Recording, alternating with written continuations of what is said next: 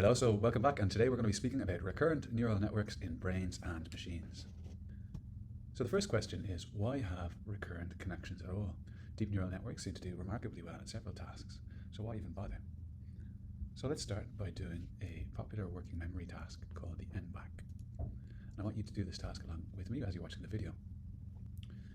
So we're going to present you with a series of letters on the screen, one at a time, and you need to be paying attention to do this. And whenever the letter on the screen is the same as the previous letter, say now. So in this example, this match of the letter on the screen with one previously is only going to occur once.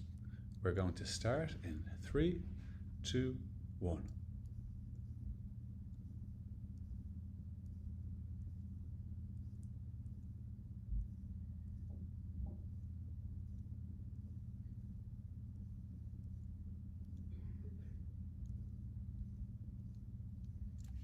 So what was the letter? I think it probably was very easy for most of you, but this is actually something that the feed-forward networks that we've studied so far are not able to do, even with the most fancy training techniques. So they're not able to maintain information that was previously in the system in order to solve a task. So this is a clear role for recurrent connections and a motivation for including them in models. However, before we move on, this can be quite a lot more difficult, and if you fancy a challenge, I suggest you rewind the video and now respond anytime the letter on the screen is the same as the one shown 3 letters back. For example, in the sequence A, B, C, A, you should respond at the second A. You can let me know what the correct answer was. So the intended learning outcomes for this video are the following. You should be able to explain why recurrent connections can be useful, describe where in the brain the recurrent connections are, compare biologically realistic and trained recurrent neural network models, design a dynamical model of the whole cortex step by step, at least understand the theory behind that, write the equation for recurrent neural networks, the AI-style recurrent neural networks, and leaky RNNs, and then formally compare feed-forward and recurrent neural networks. So what are recurrent connections? Well, recurrent connections are just neural pathways in the brain that enable information to travel in loops, or be maintained or integrated, or some way re-enter the system. And the idea in artificial neural networks is exactly the same. So recurrent connections in the brain can either be within an area, which we call local recurrent connections, or between brain areas, which we call long-range or interareal connections.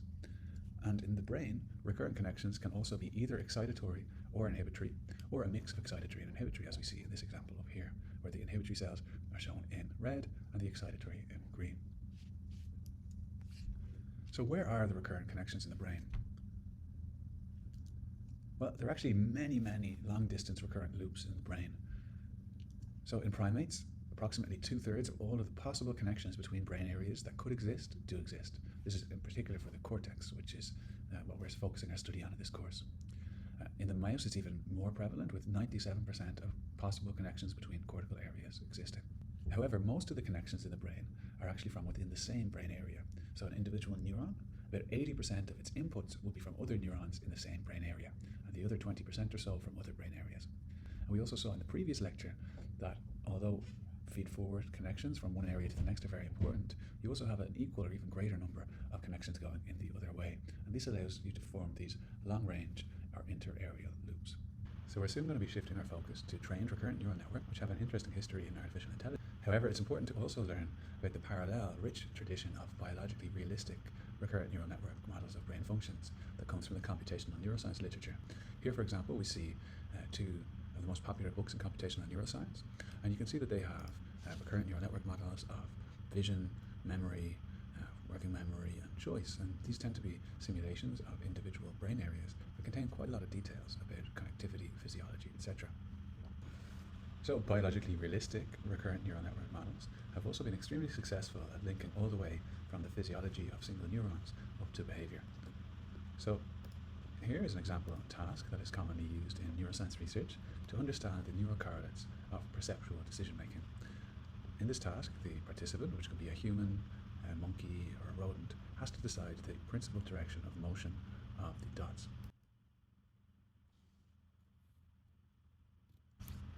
This is quite an easy example where it seems like most of the dots are moving to the left, but the difficulty can be titrated such that most of the dots are moving randomly and only a small number are moving coherently in one direction. This task has been a focus of many biologically realistic models and artificial neural network models. And biologically realistic models can be detailed models of many spiking neurons, or simplified, often via mean field reductions, to firing rate models of populations of cells.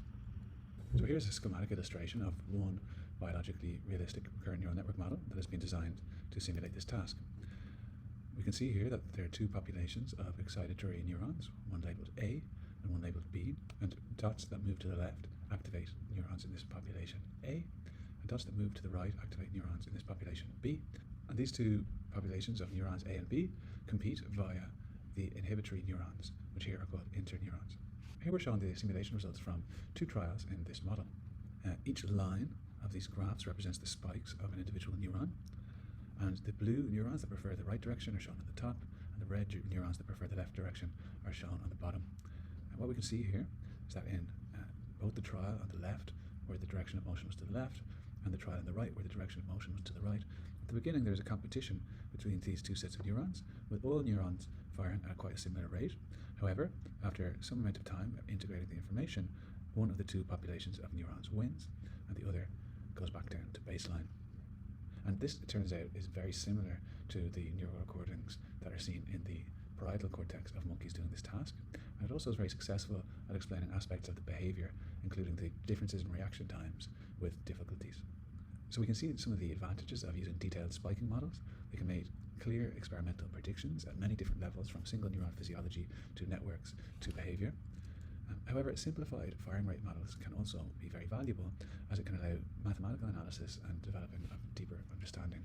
And in fact, this same author, Xiaojing Wang, with a collaborator, Confat Wang Lin, they reduced this complicated spiking network model, which contained 7,200 dynamical systems equations, down through a series of steps, including a mean field reduction, down to a simple model with just two dynamical equations, which represented effectively the mean neuron in the blue population and the mean neuron in the red population.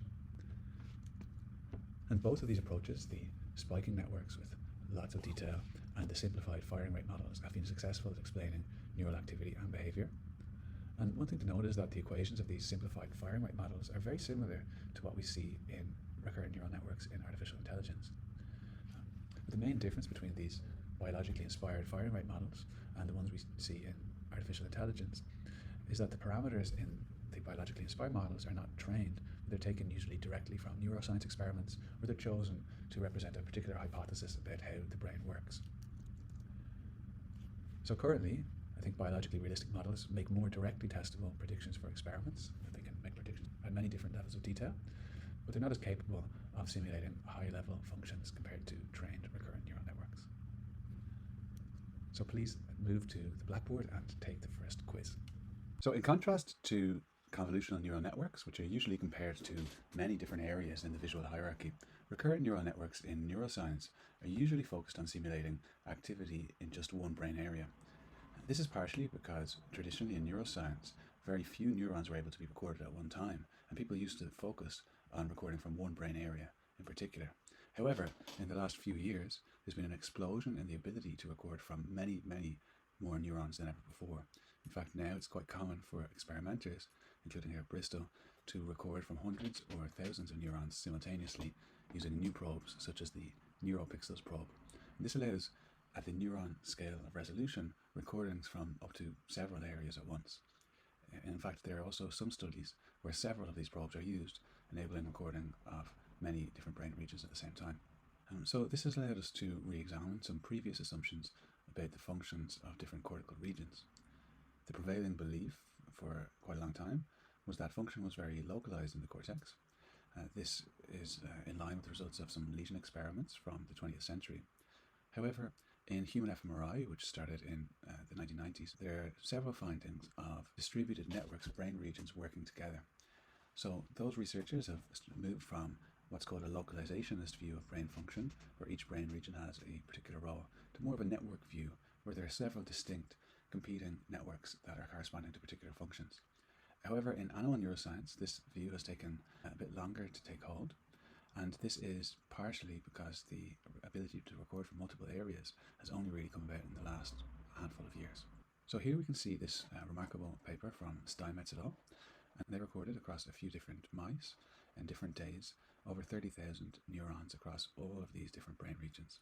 So here they use different names for the regions than a lot of us are used to. But we can see here at the very left, there's the primary visual cortex, also known as V1. These regions here correspond to the prefrontal cortex, or PFC. This region here corresponds to M1, or the primary motor cortex. This region here corresponds to S1, the primary somatosensory or touch cortex. These regions in pink are the hippocampus, and in green here are the subcortical regions, so those regions that are lying within the middle of the brain, deep below the cortex. Now I want to make a distinction here that may not have been clear from previous lectures. When I say that some activity is taking place deep in the cortical hierarchy, I don't mean deep inside the brain. I mean that it starts always in the cortex, in the early sensory cortex, and then progresses to other parts of the cortex, and all of the cortex is on the outside of the brain.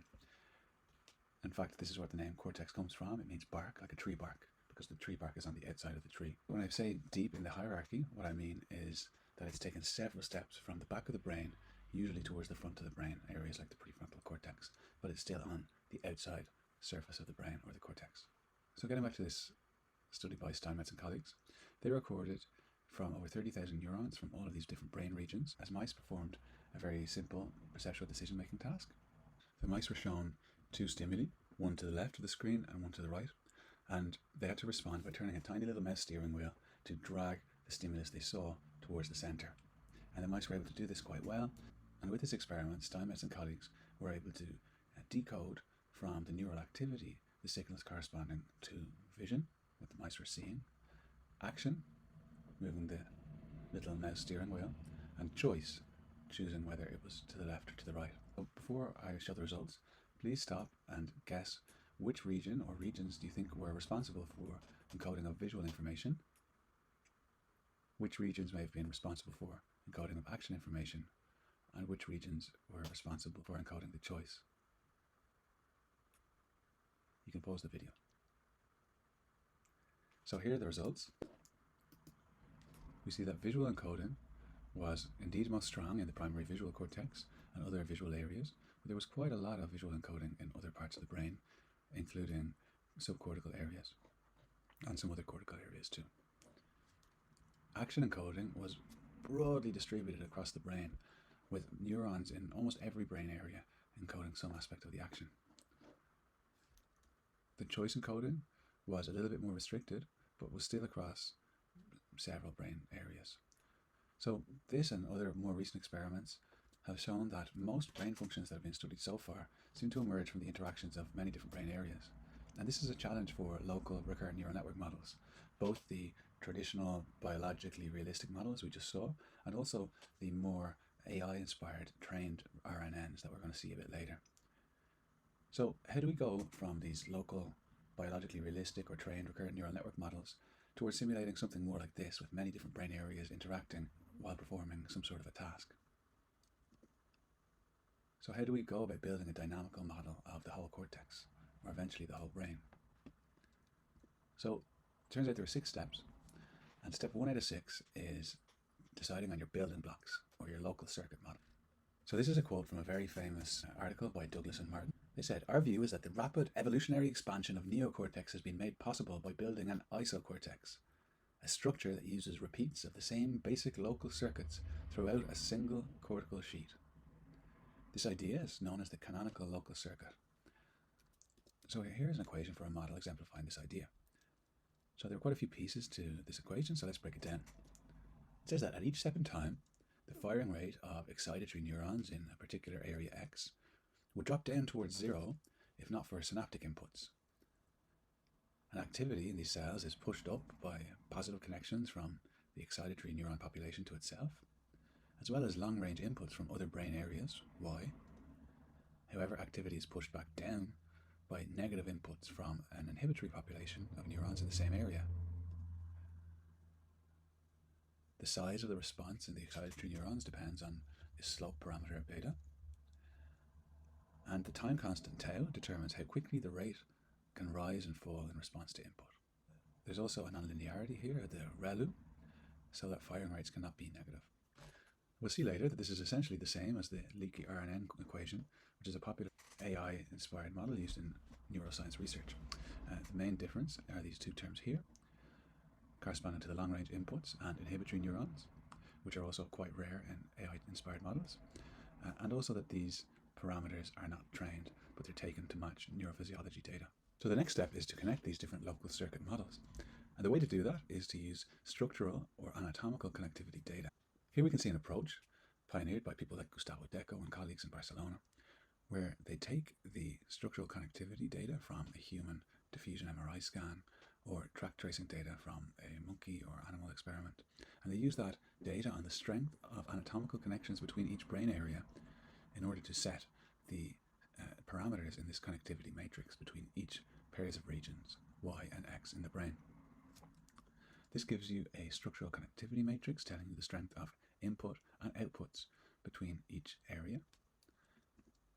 This is often then used to simulate model dynamics and brain activity in each area, and they compare to empirical experimental data. And this has been used mostly to compare the structural connectivity to measures of correlations between brain areas. More recently, people have been trying to push this approach in order to understand brain activity during tasks. And one of the key steps in order to enable this was to realize and acknowledge that each brain area is in fact not the same as all of the other ones. In fact, we've already seen this in a previous lecture.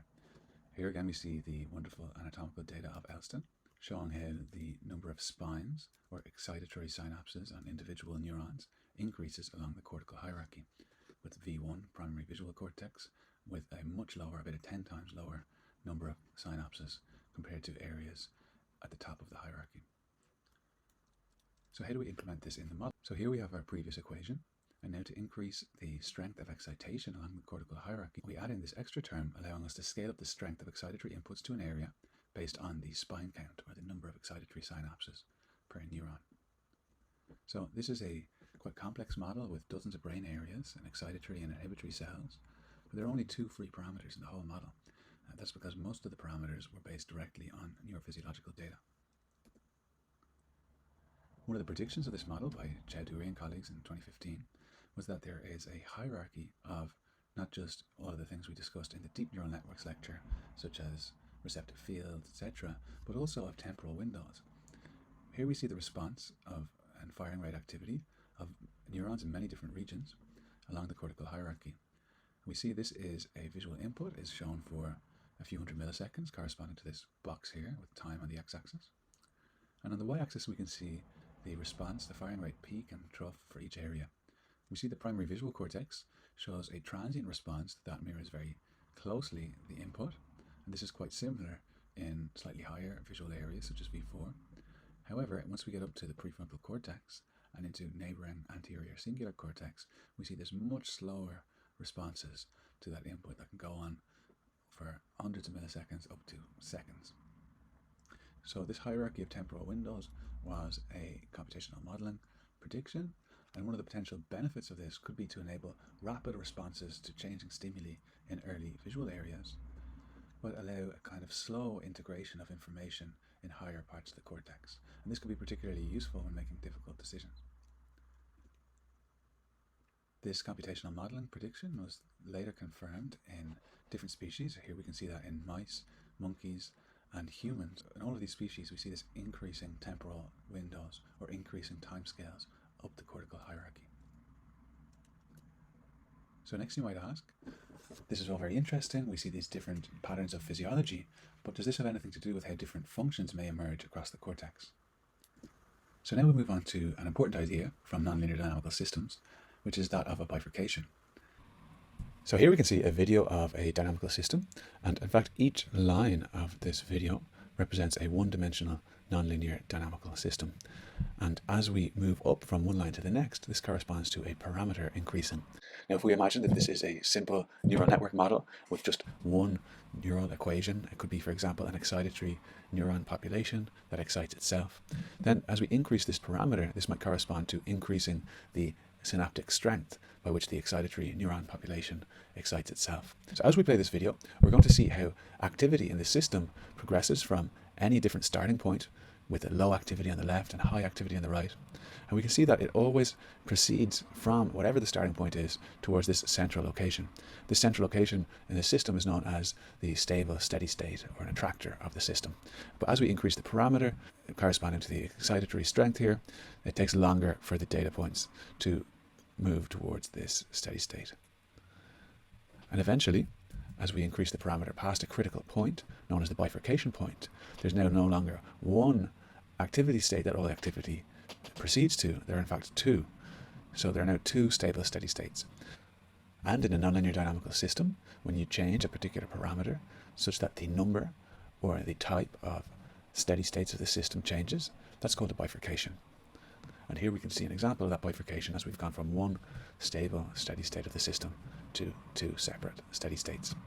So this is essentially a theory of how particular functions can emerge in a distributed recurrent network like the cortex. And here we can see how this idea could help explain working memory and that long persistent activity that we saw in week 1's lectures.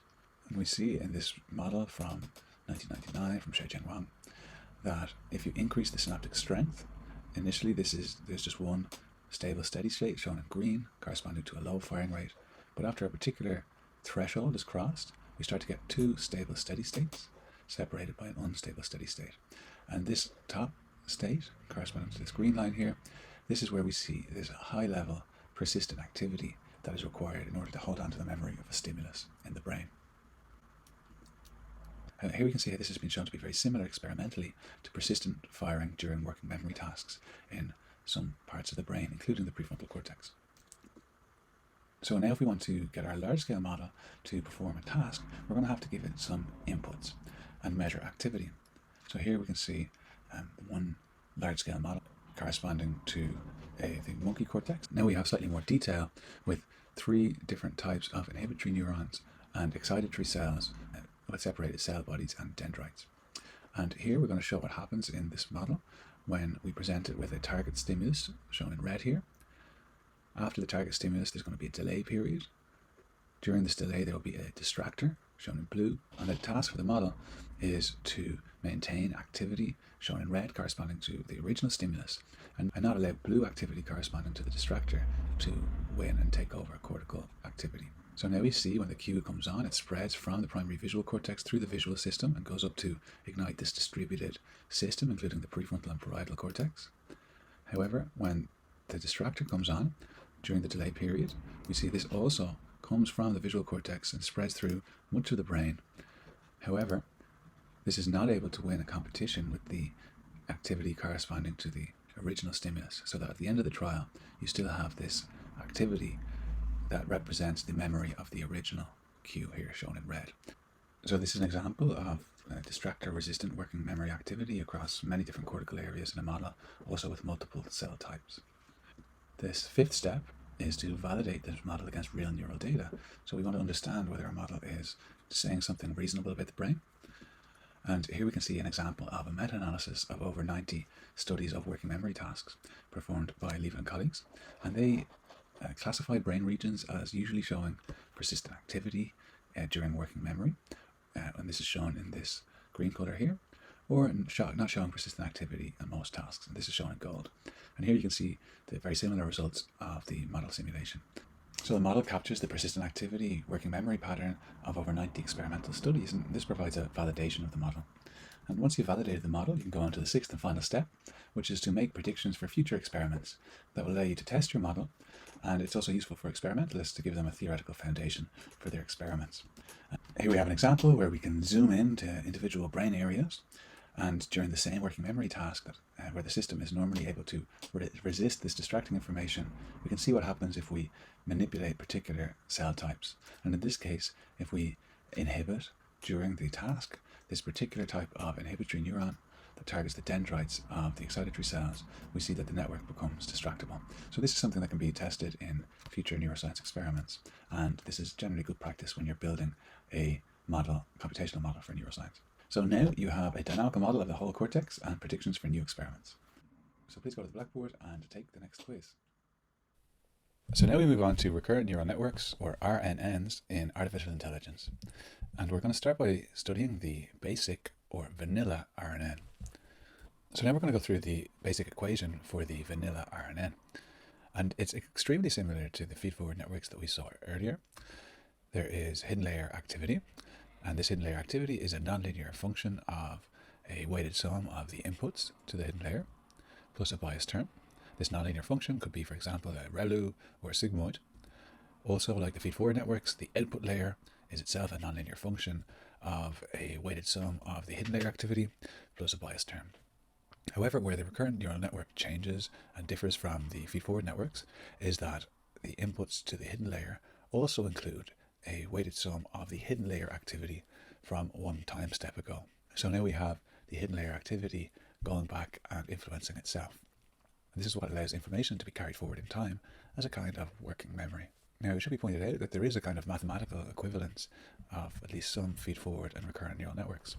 So here we can see a basic feed-forward neural network architecture. We have inputs, a series of hidden layers.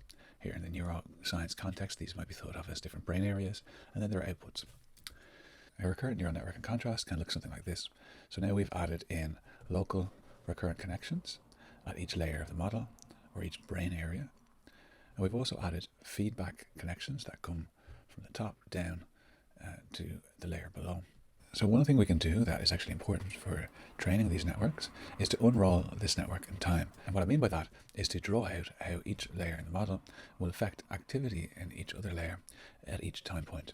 So here we can see how this network would work out over 3 time points.